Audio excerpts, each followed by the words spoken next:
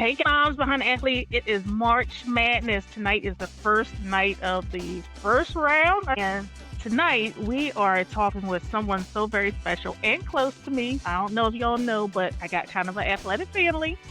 And tonight we get to sit down. I have the privilege of sitting down with Reanie Greer, who is the mom of Logyn Greer, who plays for the Colorado Buffaloes. She's a superstar freshman. Hey. And I'm gonna Okay. let her tell you more about her daughter, and then we're gonna ask a few questions because I know there are a lot of y'all that are out there that are curious.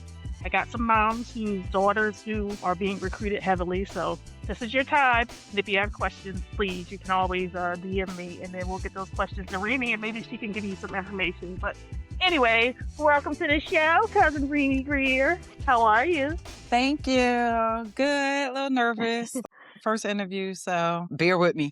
Yeah, get used to it. Get used to it. There's going to be a lot more because Logan is having a fantastic year. Anyway, tell our audience. I know who she Cheers. is because I've seen her since a baby. But tell us who you're the mom of. Ooh. Logyn Greer. She plays for University of Colorado. She's a freshman. She's 6'4". She played at Friends Central from, well, I guess from middle school to 12th grade.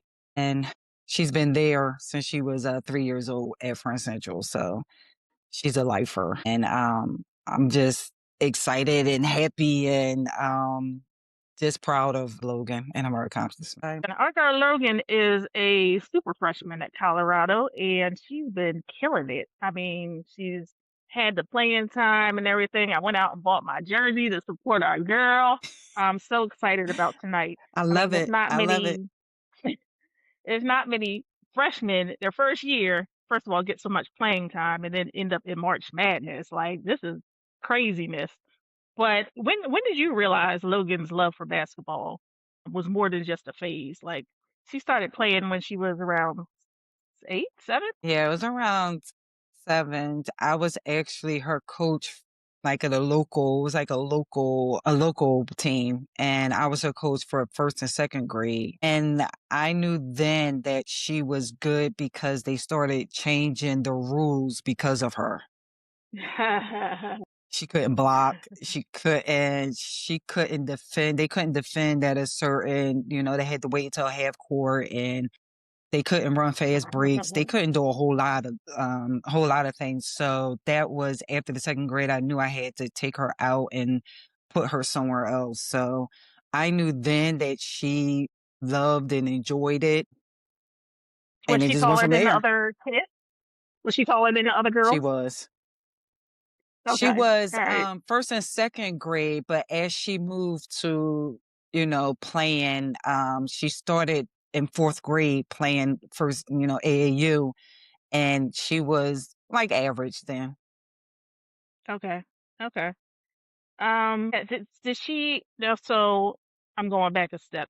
Renee also has a Hmm. superstar son who also plays basketball. EJ, we call him EJ, Earl Jr. And when they were small, were they competitive? Like, did they play, hardy? Because maybe that's where Logan got it from. She had to learn to, roll with the big dogs and play. It's funny because they didn't really play each other until Logan was in high school. And at that point, when they first played, she came in crying. And she was like, he did this. And every time she tried, she just got better, but she still came in crying about losing to him. Right. And then the last time that they played, it was really close and it was competitive. And it was to the point where it was like, y'all got to stop playing because one of y'all will get hurt. That's how competitive it was. Yeah, they did. And, at that age, I think EJ was really into like Roblox and and crap like that. Logan was more, yeah, and Logan was more playing, training, doing that. Yeah, it wasn't until Logan was in high school when they started, competing with one another.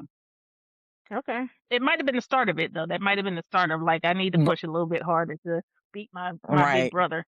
Now, the right. whole household played basketball. Earl Mm-hmm. Sr. played basketball.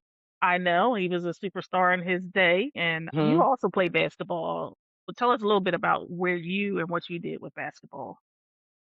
I played at a boarding school called Scotland School for Veterans Children, and I played up until my 11th grade. I played, yeah, up until 11th grade. And I think about that all the time because at that time I didn't have anyone to tell me, stick with it. It's going to be okay. You're going to have coaches that push you that you don't get along with. I Mm, didn't continue my 12th grade because I didn't get along with my coach. So, mm. I was like, well, I'm not going to play my senior year because I can't deal with my coach. But I didn't have anyone there that said, continue, just stick it out. It'll be okay. It'll be worth it. You know, I didn't have that. So I think about that all the time about how and what could have been and, but The support. I mean, yeah. and that's what this is all about, Mom Behind the Athlete, because I've quietly sat behind my guys for many years, and I cheer them on in a different way. I can't play football. I Hmm. got some football skills, but I can't play football. But I can do different things from 'em mentally and just keeping their spirits up and giving them little pieces of advice that a male figure might not necessarily give them in a different way. They accept it a different way. So probably the same with you. Right. So yeah, guidance is big. It's really big. You think about how many kids could have gone further if they had somebody just to say, hey, you know, you're not gonna like everybody. You're not gonna like every coach, but that coach is there to make you better and to push you. So Right. yeah, that's a good point. So when Logan And was coming I along, kind of, what was no, I was saying, and I kind of think that m my experience is where I'm at now, like, I'm kinda, like, pushing Logan and giving her that guidance where the guidance that I didn't receive. mm, mm. And it's so important. It's so important to help make those well-rounded athletes. So that's in life, though. They need to know that they're not going to get along with anybody. When and should they? Because not every kid is going to make it to the next level. Some kids Right, dream of making it to the next level, playing professional, and then some kids are going to end up in the workplace. You're not going to like it, every boss that you have. Yeah, you might as right. well start it somewhere. You need you're gonna have to sit back and listen and take some direction at some point. So yeah, that's a good lesson to learn. I was gonna ask you what were some of the hardest seasons you had as a mom with Logan playing basketball. That could have been in elementary or high school, and we talked a little bit about it, like Um, setbacks and recruiting pressure. Like recruiting pressure is big. So, but I would say there were 2 areas. The first is when she had a serious injury where she broke her shooting arm. Um, I remember that. and to, be able to play and not be able, like, just to sit around. We had to think outside the box, and it was like, "Okay, we're not gonna sit around. We're gonna still train, and you're just gonna have to dribble with your left hand." She was weak at, playing with her left hand anyway, so it was like, "We're gonna still train. You're gonna dribble with your left hand. You're gonna do what you can with your legs, get a little bit stronger in your legs." Things of that nature. So she worked on her left hand a lot. But it was kind of hard because she wanted to play. She she wanted Mm, to play. So that injury was it it was interesting because then we thought that she was going to get out of the cast, and then you know they said we have to perform surgery because it wasn't healing properly. So yeah, wow, wow, That that's a that whole yeah, nother level so right that there. yeah, so that added a whole lot. So she's been playing with 2 plates in her arm. Mm, So she doesn't, and they said you can get it removed, but she's like, I don't wanna get it rem I don't wanna remove them if it's not bothering me. right, So and not bothering she's been her. playing with So let me tell you, right, so she's does, been does it, did it, did it make her stronger? it helped with getting her off of the couch and keeping that basketball mentality going on, that she's still training, she's still gonna be in the gym, and that, we're not gonna really miss a beat, she's just not gonna be playing. So that Right. was one. The second one was, I think, her. I think it was her last year of her AAU season, which was hard. As you know, we were traveling to Virginia Mm, to play with a Virginia team. And I think that experience, she wanted to try a different team. That didn't work out. So we wound up going back to the Virginia team. Um, and that didn't work out. So then she was like, she wanted to stay home. So she stayed closer home, but it mhm. was just the moving around and trying to fit in and knowing what's not good for you. And Right. I'm constantly in her ear, well, they've been good to you. They want to do this. They want to do it. She's like, no, I just want to play. I just want to play home. And she wanted to Right. play more with familiar people and people who I guess had her back the most. And Right. she enjoyed, that last, it wasn't the whole season. It was like I guess it was like the last two tournaments left. She really Mhm. enjoyed playing. So I guess that was the most important. I was kind of skeptical. I didn't want her to, just bail and skip out, and she was just not happy. So Right. Right. that Which part so was the hardest part. So that brings up a couple questions for me when you say that, and some of them are related, kind of, sort of loosely. But talking about bailing on a team, so commitments Mhm. to teams and playing, what's your take on it? Like, if your kid just is saying you're not happy on a team, Mom, I don't. First of all, y'all have logged in some miles. Let me say, y'all have driven some places and been on a plane Yes. and stuff. So, what's your feeling And on the drive it. commitment? Yes. Right, right. What's your feeling on the commitment of your athlete to a team? Like, would you make your athlete finish the season if it wasn't a case of like they were getting lambasted by their coach? I mean, and coaches do that a little bit, you know. Everybody's not like Mhm. you or I or whatever, and some people cuss. Whatever sports has cussing in it. Parents, if you don't know that, your kids get cussed out. So, what? Mhm. um, what's the line that you would draw to say, okay, all right, we're pulling our kid out of here, we're going back, versus them just So that complaining and saying, I'm out, like the kid, the coaches, yeah. That's that's a very interesting question because I had to ask a few college coaches. My thing was I wanted her to stay. I just wanted her to stick it out. I didn't want her to bail. I think because a long time ago when she was younger, a coach and I didn't get along. And Mhm. it was like, yeah, I'm not bringing her back. Like she's not coming back. And it was when she was really young. And I told her, I said, I'm never going to do that to you again. I'm never going to let my decision affect your plan. Yeah, right. So, and I promised her, I said, I'm never doing it again. So when she said she wanted to, try and, try a different team or whatever, I was like, I don't think that's a good idea. But like I said, she was just miserable. And I think it was because the the coach kind of changed the way he was coaching. He brought Hmm. in different players. And it kind of changed the way the game was being played. And she wasn't really in the rotation as much. And she didn't like it. She just was like, I don't like it. She didn't have that drive. She didn't care. And I was like, yeah, Right, I can't have her like not caring and having that feeling. right. So it was Losing once interest I in the game, yeah. consulted, yeah. So once I consulted a couple of college coaches, because I thought it might look bad. And I'm like, would that look bad? And they said, well, she did leave a few teams but she went back and then she switched another team and they were like, but if she's not happy and she's not interested in playing for that team anymore, then it's okay for her to go to another team and have fun and bring out that spirit that she Okay, once had.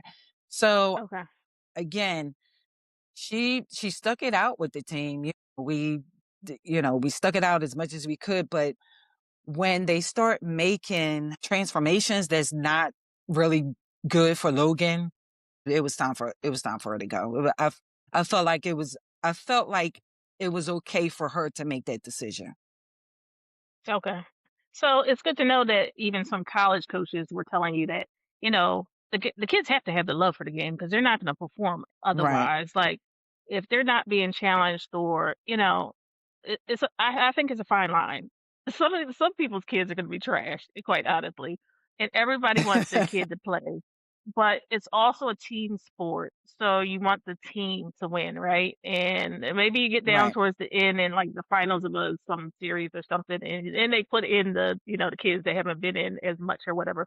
But yeah, there's a fine line between, your kids, especially if you know that they have like a special talent. You just feel it. Like, I mean, like I said, I never played professional football, but I felt like my kids had some special talents, which is why I was like, right, okay, they can play.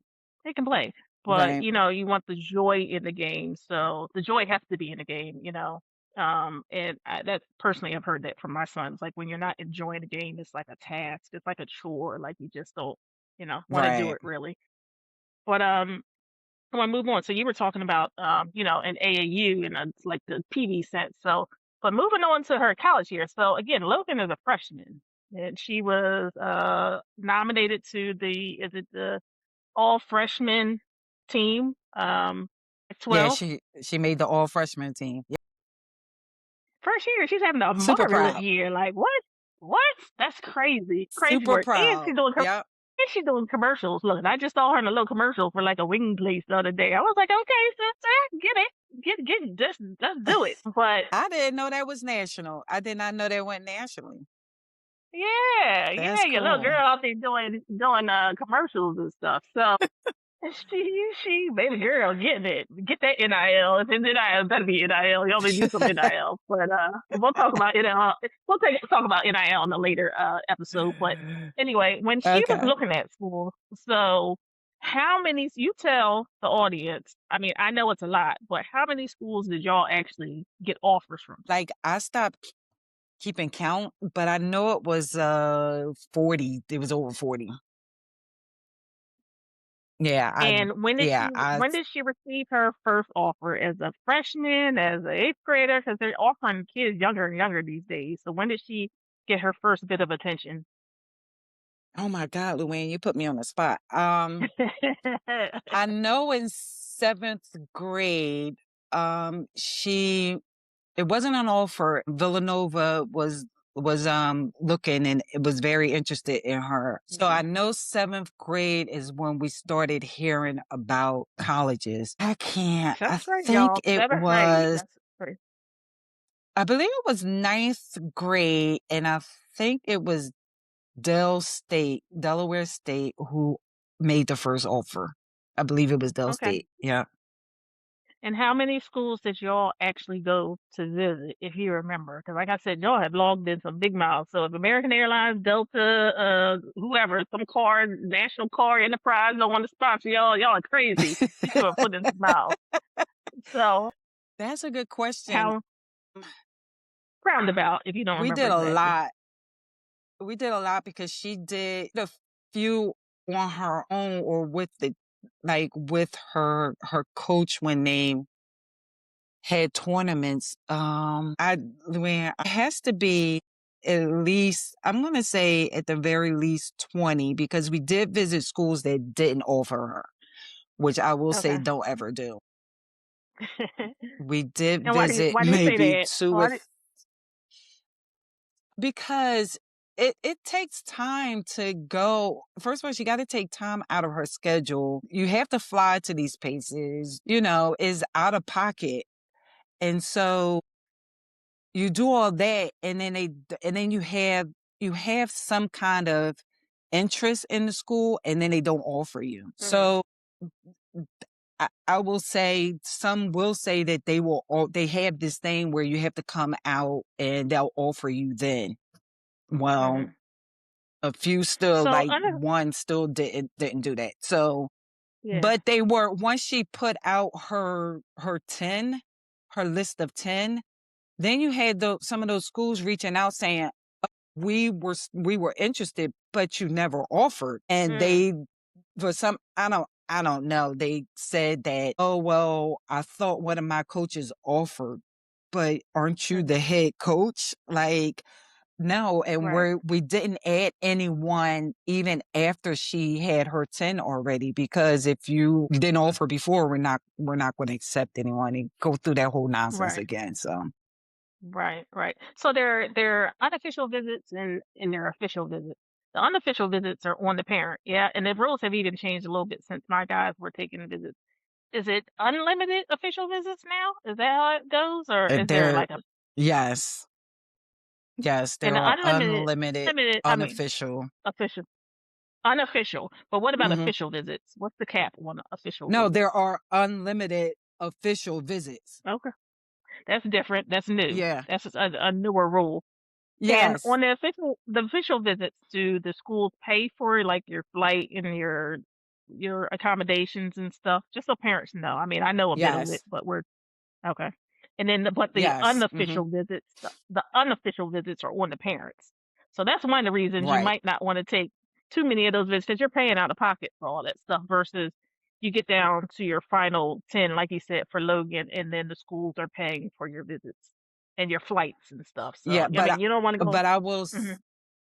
I will say, even though we had like a lot of unofficial visits, we didn't want to do that. We decided to take maybe, I think it was like 3 or 4 official visits. We just narrowed it down to that. It's just basic, looking to see what the school had to offer and things of that nature. And we settled down from there because we did a lot of traveling and I was just tired and exhausted. And Every and weekend, she y'all were somewhere.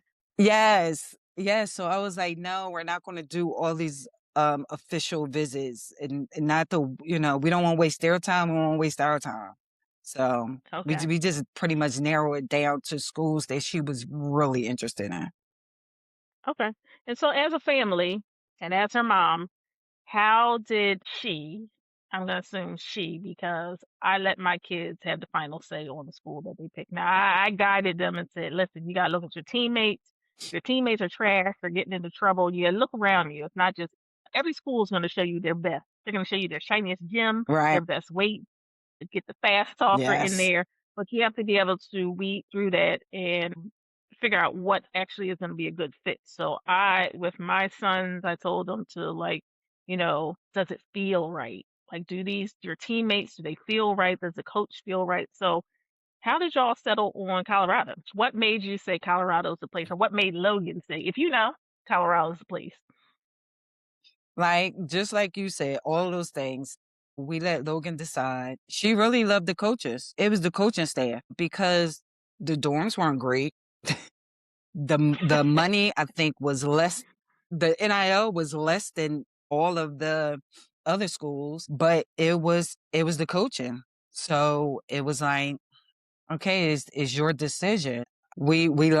We loved another school, but and then Clemson, their recovery is amazing. I was like, I want to go here. But she just fell in love with Colorado, with the coaches and the scenery. The mountains are just beautiful out Yeah. there. Like, it's just so peaceful out there. Okay. Okay. And you still do a lot of driving because you're in Arizona, she's in Colorado, but you seem to be there quite often. You are besides being her Girl, mom, I you're also her fly. hairdresser. Oh, you fly now. You giving up on Yes, and I fly. And girl, that's a 12-hour drive to Colorado. I mean, I to know. Colorado from Arizona. Because you gotta go through the I don't know. canyons, the mountain, Right, all of right. that. Yes, it's the 12. Well, So it's a an hour and a half flight there and 2 hours back. So I'll do that anytime. but you are her hairdresser too. So how often do you go out there? Because Logan still gets her hair braided up by her mama.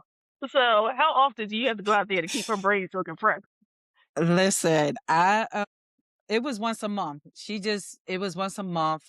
She felt once a month was good, and it was hard. It was hard, going there because I spent an extra day just to do her hair. I have to, wash it, dry it, and braid it. That is a long time. It's a lot of hair. So I go once a month. Normally after her games, because normally after games they have a day off. So we try to coordinate that. Okay. She got a fresh set for tonight. She good? No, no, she doesn't have a fresh set because she came straight off of the Big 12. So after Big 12, then it's kind of like a rush because, they go straight into the NCAA. So I Okay. there was no good time for me. I went after her last game, her BYU game. So she had a fresh set for Big 12 and kind of like sweat it out and stuff after that. So Well, I'm gonna say they're already moving on to the next round.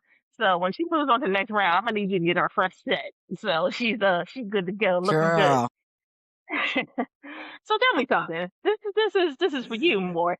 So on a scale of 1 to 10, of like I'm totally fine, how nervous are you going to be tonight? at 10, I'm nervous. I'm a nervous wreck every game. Every time I go to the game, the parents, I'm like, y'all know, they were like, yes, I'm nervous. I'm so nervous. And I can't control myself. I just feels like I'm playing. I asked Logan, I'm like, you all right? You nervous? She was like, no, I'm not nervous. I'm like, then that's not good because I feel like you should be nervous. She's like, are you trying to get me nervous? No, I'm just, I just got butterflies and I'm not even playing. I get nervous Okay. So every single game. are you what kind of sports mom are you? Are you low key? Because in person, I know you. In person, you're pretty low key. Like it, but are in the game? Are you like up on the seats? Like yeah, like all kinds of that him. Okay. Yes, I'm all of that, and I'm the one where the fans turn around and looking at every 2 seconds because I'm yeah. Most of the time, I'm yelling something supportive of the team.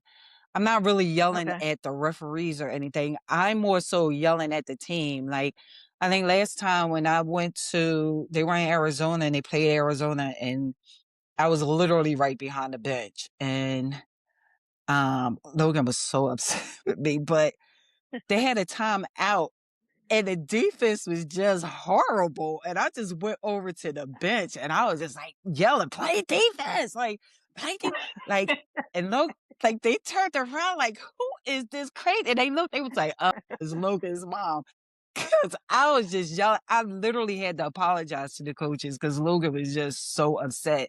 But the coaches were like, you didn't say anything wrong, but a lot of them was like they didn't hear me because they were off to the Right. side. I wouldn't have done that if if the coaches were talking to them, but the coaches were off to the side. And I'm like, they need to hear it because us and the fans, y'all need to play some defense. I was like, oh, they need to hear it. So I said I'll never do that again. So I have not, but Okay. I Okay. yell.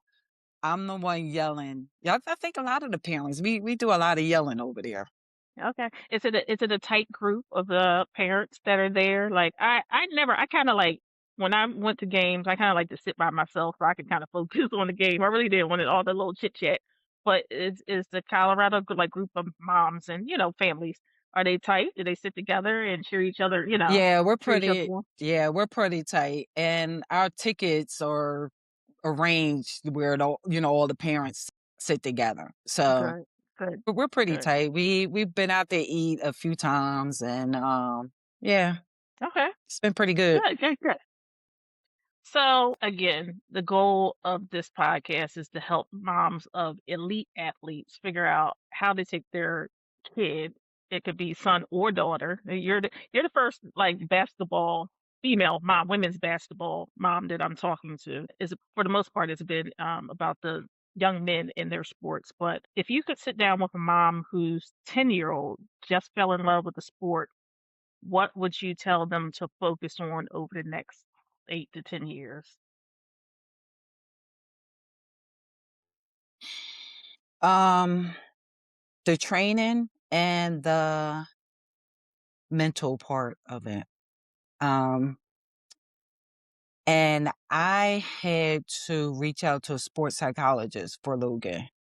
And I don't know if it was for myself as well, because coaching Logan at a young age, just for, the first and second grade, I felt like I have been in Logan's ear since she was in the first grade. And after a while, my voice is no longer connecting. She's not really listening to me. It's like she told me she wants me to focus on being a mother, which really hurt because, I'm watching the game. I want to be able, I'm telling her Ooh. some things of what I'm saying. And she's like, I got coaches for that. I'm like, yeah, well, your coaches are not telling you that because you keep doing it. She's like, Mom, please, I just want you to be my mom. And it has caused so much Yeah. friction between us where I just had to like say, okay, do I want to lose my daughter to like basketball or do I just want to be a mom? It hurts so bad. And I have talked to a lot of coaches, a lot of parents, and I'm just like, I just don't know what to do. Cause, I just want to keep chatting. I just want to keep calling her. I just want to, but I have to just sit and watch. I mean, I still give her like a little pep talk here and there, but those little talks where you want to just give her Mm. some advice until she doesn't want it. So I had to reach out to a sports psychologist. I think she was in maybe was she in 11th grade? I think she was in 11th grade because I noticed anxiety tends, some kind of tendencies and she wouldn't admit it. And I'm like, Logan, you have anxiety. And she's like, I don't have anxiety. I don't have that. I'm like, you do. I reached out to the school because they had quote unquote a sports psychologist. And I was like that. Now, after talking to him, I realized that's not who I need to talk to. So I did some Mhm. research. I reached out to some people and I found someone in Bucks County who was real. It was a 4-way, but I was willing to fly to Easter Blip just for her to, be able to talk to somebody. So the first visit, Logan is shy. So just trying to open up and just get some trust. So the first visit was just, I wasn't there and I'm not supposed to know. But she, the therapist told me that it's just to get to know one another. She was quiet, just kind of opened up, talked about who she is and stuff like that. And it was up to Logan to actually initiate the next visits because these are for her and she was at that age. So it took her about a month, maybe 2 months to actually reach out to the psychologist herself. Right. So from that point on, she started going, maybe weekly, sometimes every 2 weeks, depending on her schedule. And I felt really relieved because she had an outlet, she had someone that she can talk to. I noticed she had Right. her coaches, but I felt like she needed someone else because of the More. Right. pressure and because, of the training and everything that comes with it Right. making a decision about college, stuff like that. So it helped. And she was a different person. And at that point she was like, I need you to be my mom. I'm my coach. So Right. And that's a I big would point. say mentally. Yeah. Yeah. That I mean, for me, that was tops, and that's what it's really about for me is that I am your uplifter. If I can't think of the word for it right now, but that's why I'm here to keep your spirits up, to keep your mental health as strong as it can be. Because it was the same thing. One of my sons, Aaron, had a really bad injury, had surgery. He was supposed to be, the first up on the bench, and then he hurt his knee, and he was out for like a season and a half, maybe. And when I tell you that, he would call down in the dumps, and he called me one morning. I was at work, literally with a patient in the operating room, where just dropped one off, and he's like, "Mom, you know." I had to go see I went and stopped and saw the sports psychologist, and my heart sunk first, and then I was super proud that he actually took that step because it helped him. It was a neutral party.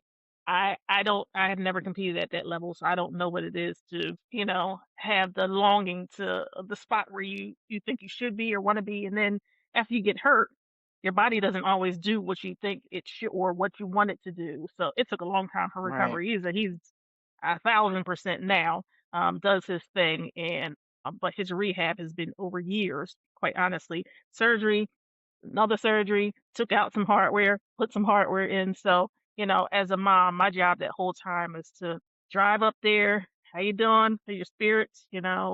You're like, it's going to be better. It's going to get better, you know. And also, Mhm. my big thing is that you're not just an athlete. I know Logan is super smart. My kids always wanted to Yes. instill in I always wanted to instill in them, first of all, that you're a student athlete. The student comes before the athlete because at some point sports is going to end and you're going to have to fall back on that student, what Mhm. you learned and something. So I stayed around to reinforce that part. But again, like I said, Logan is really smart. So, you know, I don't know what your take is on that about, preparing them. I've always been preparing them for after, even through high school. I'm like, okay, so what comes after sports? Yeah, you want to go to NFL? Yeah, we're going to the NFL. But what happens after? What's our plan after? So, that was kind of my role as their mother. And when you talk about mental health of it, that was tops for me. So Yeah. yeah. I So I I think too, I just didn't think I would need it at that young of an age. Like, I thought mm, that it would be more so when she maybe was her senior year or off to college or something. I guess I wasn't really prepared to, seek out a sports psychologist at a young age for Logan. And I probably should have done and it that, earlier. right. I was gonna say that's probably a better age than waiting until they get to so it becomes a regular part of their routine because I mean, Right. if you think about our kids in college, they are literally doing two full-time jobs. They're doing classes, right? We expect them to do Right. well. I never beat my kids over the head about it because I was like, y'all are working hard. And they're up for practices, they're on planes, they're doing homework on planes, that sort of thing. So, I mean, you start them early enough. If you're pushing your kids to play high level sports or whatever, probably looking into a sports psychologist is something to investigate early on rather than wait till they get to a high school or a college level. They need it. They need the Yep. support. They need a neutral support because they're always going to look at you as Yep. mom, right? Oh, you're Tyler, you just Right. told me to clean my room. But, when they want to talk about what their feelings are surrounding their coaching or are they, even if they're feeling the pressure from mom or dad, they're not going to tell you they feel pressure from you at seventh grade. They're going to look Right. at you and be like, oh God, but as you say, it can manifest in other ways. It can manifest in other ways, like, whatever, just, anywhere from depression probably to like eating habits to, Yeah. especially in young women with their eating Anxiety. habits and stuff, Yeah. anxiety. So those are things to look out for. But Yeah. anyway, you have a game to get ready for tonight. I got a game to get ready for tonight, and I need to take a nap because this game is coming on at 9:30 p.m. I'm not sure what station is coming on, but for my ESPN. viewers, okay, ESPN too. So I had to listen. Yes. I had to download, update apps, all kinds of stuff because I want to make sure I saw this stuff. But anyway, Colorado Buffs versus Illinois tonight in March Madness, and this is the first night. So support. Logan is number 11. She's my cousin. I don't know if I mentioned that at the beginning. So yes, I am this part of family, but support. And this has been everything, Reenie. I think it's going to help a lot of moms out there. It's good to hear from a mom that's in the thick of it right now. I'm kind of at a different transition right now. I've been through it, but people have been looking at me over the years, but they need to hear from some of these other moms out here. And you are the perfect example of a mom who is raising a elite athlete and doing a bang up job. You're doing everything you need to be doing. So anyway, everybody tonight, I'll be watching. Tell her if you get a chance to see her, say I said hey, and I'll see you. So Talk to y'all soon. much. Yeah, go Buffs. Yeah. All right. Thanks, Louie. Yeah, thank you. I'll talk to you soon.